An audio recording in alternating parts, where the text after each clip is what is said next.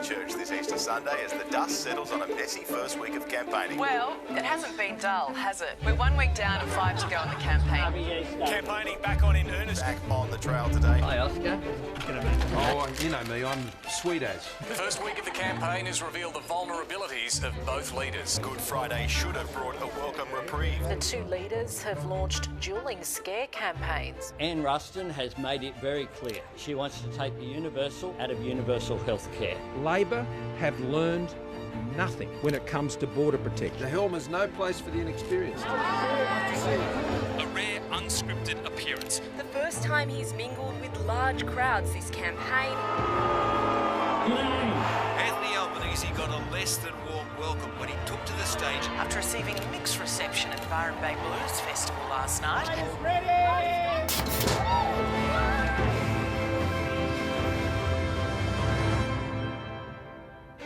Scott Morrison has found himself in hot water with members of his own party. The Prime Minister is standing by his candidate for Warringah. Handpicked by Scott Morrison. The comments by Catherine Deves have been described as hurtful to members of the transgender community. Captain. She's the captain's pick and you're the captain. Yeah, no, I'm not joining that pile-on. If I was Scott Morrison, I wouldn't have selected her in the first place.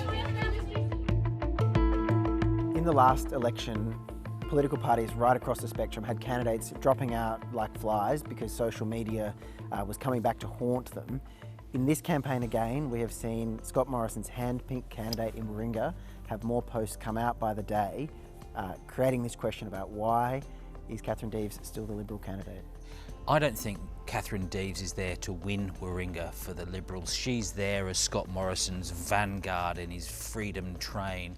She's the one who's championing his fight against political correctness. That's what's going on here. She's more a device than a candidate.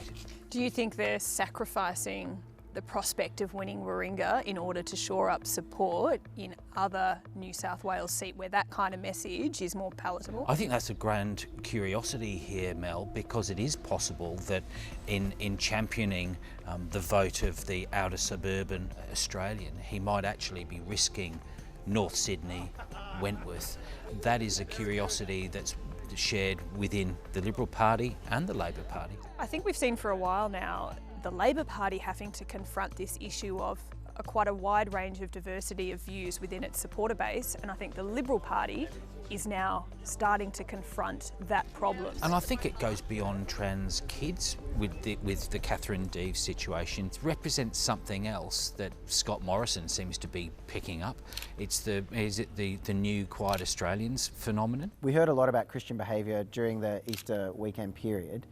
It does make me wonder how Christian is it to be persecuting some of our most vulnerable kids in the community. About 1 in 2, 48% of kids between 14 and 25 who are trans youths will attempt suicide during that age bracket.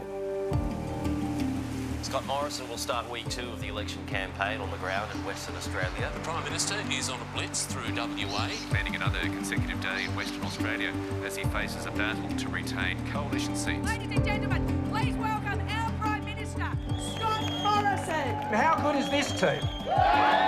The Prime Minister has headed west for the first time this election campaign, and we're here at a small but pretty loud launch for the Liberals here. We've got a number of sitting MPs, we've also got some senators and candidates too. The importance of WA pretty high on Scott Morrison's agenda this time round. Yeah, I think it just goes to show the sort of energy we just saw inside that event. A bit of a morale boost in some of those electorates that are really going to be key. There was that local announcement for a BMX club. What do we know about these local grants and the money during election campaigns, the importance of them even?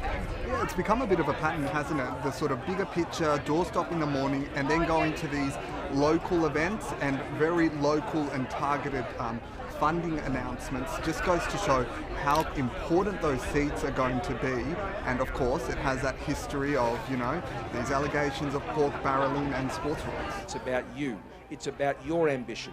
It's about your aspiration. Prime Minister at the end there saying this election is about you. It's about you trying to buy a home. It's about your kids. It's about your local sporting club. So economy at a broad scale, but then once again bringing it down to the individual.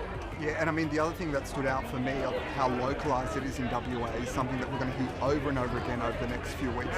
Scott Morrison saying that a vote for Scott Morrison doesn't change who the Premier is. My opponent is running on fear and scare. If he wants to talk about trust and integrity, then he should show some today. Complete and utter rubbish. The election campaign turned nasty today. Both leaders trashing each other's policies and slinging personal insults. Each accusing the other of concocting lies to smear their opponent. Stop frightening pensioners. The bin fire of lies. Well, it was a little over a week ago we were hearing about how optimistic and positive Anthony Albanese and Scott Morrison were for the country, but a little bit after a week in and grannies getting put on the cashless welfare card, your power bills going up, Medicare's being privatised, the votes are coming, it's starting to look a lot more negative than we were seeing at the start. Look, often we see these negative scare campaigns play out, particularly late in a campaign. It's amazing how early in this very long campaign it's gotten negative and dirty. These scare campaigns really accelerate on social media.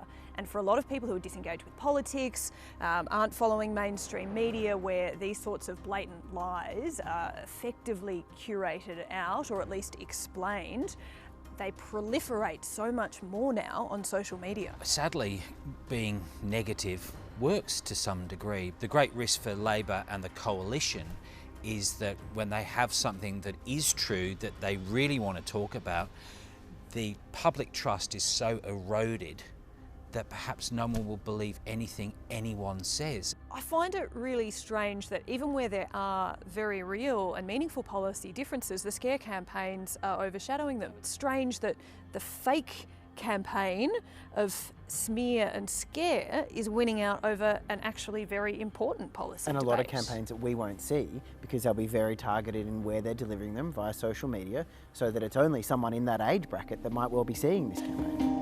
Anthony Albanese sticking it out in Queensland, where his party's aiming to lift its stocks above the half a dozen seats held at the moment. How does he go? Badly. So Tom, you've been on the campaign with Anthony Albanese for 10 days now. Have you felt that he's managed to recover since that day one blunder? It took him a few days to shake it off, to use his phrase. I think he has done well. There's a bit more spirit in Labor today. The past couple of days have been falling back on key policy areas like health that Labor wants to talk about, and you can see there's been a shake-up behind the scenes, better advice, sharper attack lines on the government. I think he's getting a bit of mojo. They'll be trying to avoid mistakes like that going forward. Yeah, you could definitely tell today that there seems to be a shift in his demeanour at press conferences. He was really quite assertive, definitely fired up on the issue of aged care. I felt that was quite a stark contrast to the day one press conference. Workers are leaving the sector. Anthony Albanese's team has spent 5 days in Queensland. For me, I feel that that's an indication that Labor thinks if it's going to win seats, it might be around the southeast of the state. I think that is the rationale. I think key states like Queensland and WA will respond to the leaders being here and being in local media and being seen around the traps. I'm not sure Anthony Albanese has cut through that much with Queenslanders. There have been local announcements, but how many people know he's in Queensland, I'm not sure. I think they want to make up ground that Bill Shorten lost in 2019. I think the floods might help in some of the inner city Brisbane seats. It'll be fascinating to see. The first must-watch election debate of the campaign. 100 undecided voters in the room in Brisbane asking what they want, how they want. You were not proposing. I'm sorry, You we were weren't. not It was our proposing. policy. You were not Turn back to our proposing. policy. No, that's not what's happening, and I was very Well, clear you about said this you'd today. introduce the legislation. No, but it's always the Liberals and Nationals have to work out how to pay for Scott is very critical of the ICAC. No, we haven't changed our position, Anthony. It wasn't so much rumble in the jungle, but we finally got a chance to see Albanese and Morrison go toe-to-toe. What did we learn from it? Not much, Brett. Election debates are things where you can lose a lot and gain very little, to be honest. You might have a spanking performance with an election debate and... Well, Bill Shorten won 3 of them. But if you make an absolute arse of yourself, it's replayed for days, if not weeks. So it can have an influence. I think election debates, their benefit is more secondary. How many votes are you actually going to persuade as a result of that debate? Probably very few. But if Anthony Albanese walks away from this debate going, yep, I think I nailed it, I think I did a good job, he's more likely to feel he has a bit of momentum, have a bit of a positive attitude, G's up his supporters, they all start to feel more positive, and that might lead to a better performance for them for the next couple of weeks. The timing helps Anthony Albanese. It's someone who wanted the Easter break to reset, to put the first week well and truly behind him, to come out and stand side by side with the Prime Minister to show to the Australian public, yes, I can be the Prime Minister that I think you're looking for. He was the one who used Scott Morrison's first name, called him Scott. The Prime Minister took a few moments to realise that that was being played upon him.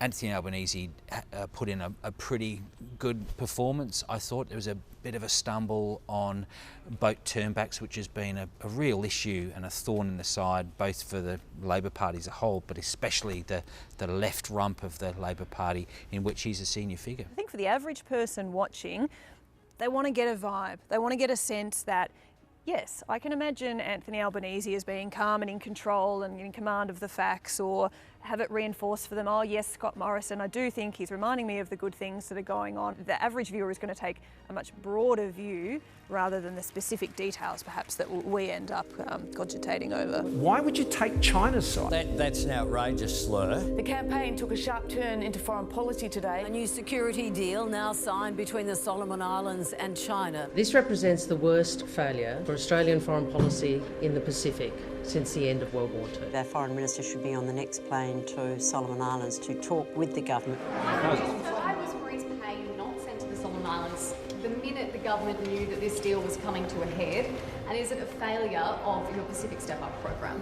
No, I think, no, absolutely not. I think there's two ways you could look at the debate over China about whether it's good or bad for Scott Morrison. On one side, it's a bad position for Scott Morrison to be in now because he has thumped his chest and said, I am the one who can deal with China.